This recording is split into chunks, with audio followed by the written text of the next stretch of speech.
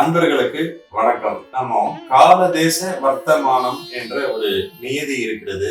எல்லா கோயில்களும் எல்லா நேரங்களிலும் எல்லா தன்மைகளை கொடுக்குமான்னா அது கேள்விக்குறிதான். உதாரணமா மந்திரங்கள், எந்திரங்கள், தந்திரங்கள், ஔஷதங்கள், தானியங்கள் இந்த வகையிலெல்லாம் மனித குலத்திற்கு ஒரு மேன்மையை, ஒரு லாபத்தை கூட்டலாம் என்பது நம்முடைய பெரியவங்க ஏற்படுத்தி கொடுத்த விதிமுறைகள் தான் இந்த பூஜை முறைகள்.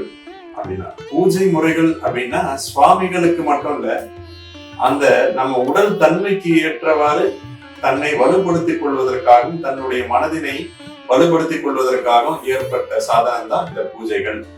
உதாரணமா பாத்தீங்கன்னா நம்முடைய சனாதன தர்மத்துல என்ன சொல்றாங்க அப்படின்னு கேட்டீங்கன்னா, சாதங்கம், அதாவது அரிசி, சாதம்னா அன்னபூரணி, தண்ணீர் என்றால் வருணன், அது பருப்புகள் என்றாலும் அந்த நவகிரக தன்மைகள் செவ்வாய் வரும். ஒவ்வொரு உணவுகளுக்கும் ஒரு ஒரு கிரக ஆதிக்கங்கள் இருக்குது, ஒவ்வொரு தேவதைகள் இருக்கு, அதிதேவதையும் இருக்கு, பிரத்யதி தேவதையும் இருக்கு. நவரத்னங்களை ஒருத்தவங்க அணிந்து கொண்டா எல்லா நாட்களும் மேன்மை அடையுமா? நான் இன்னைக்கு ஒரு பொருளாதார மேன்மைக்காக ஒரு ரத்தினங்கள் போடுறேன்னு வச்சுங்க, அது என்னுடைய ஆயுள் காலம் முழுவதும் அது எனக்கு அந்த தன்மையை தருமா அப்படின்னா அப்படி அது கேள்விக்குறிதான். எந்த காலத்திற்கு, எந்த நேரத்திற்கு எந்த கிரகம் சப்போர்ட்டா இருக்கு அந்த தன்மை சார்ந்து கஷேத்திரங்கள் போகணும், அந்த தன்மை சார்ந்து உணவுகளை எடுத்துக்கொள்ளணும், அந்த தன்மை சார்ந்து ரத்தினங்களை அணிந்து கொள்ளணும்.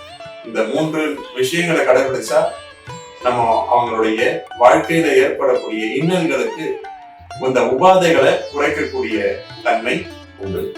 மூர்த்தி, தலம், தீர்த்தம் முறையாக சென்று வந்தால் வார்த்தை சொல்ல சர்க்குரு வாய்க்கும் பராபரமே அப்படின்னு சொல்றோம். இப்போ சமீபத்துல குரு பயிற்சி, ராகுகேது பயிற்சி, நிறைய விசேஷங்கள் எல்லாம் நேரம், நல்ல பூஜைக்கான விஷயங்கள், தெய்வங்கள் சம்பந்தப்பட்ட விசேஷங்கள் எல்லாம் நிறைய ஆலயங்கள், விழாக்கள்லாம் நடக்குது. இந்த ஆண்டு முழுக்க பொதுவா எந்த கஷேத்திரங்கள் நமக்கு, எந்த கஷேத்திரம் சப்போர்ட் பண்ணும், எந்த திருக்கோயில்கள் நமக்கு நம்முடைய வாழ்க்கை கர்மா மேன்மையை கொடுக்கும் அப்படின்னா இந்த 12 ராசிகளுக்கும் இந்த ஆண்டு முழுக்க இந்த திருக்கோயில்கள், இந்த கஷேத்திரங்கள் உங்களுக்கு ஒரு மேன்மை ஏற்படுத்தும். 12 ராசிக்கும் எந்தெந்த கோயில்கள் உங்களுக்கு சப்போர்ட் பண்ணும் அப்படின்றது அடுத்த வரக்கூடிய பதிவுகள்ல பதிவிட்டிருக்கோம். அனைவரும் பார்த்து பயனடையுங்கள்.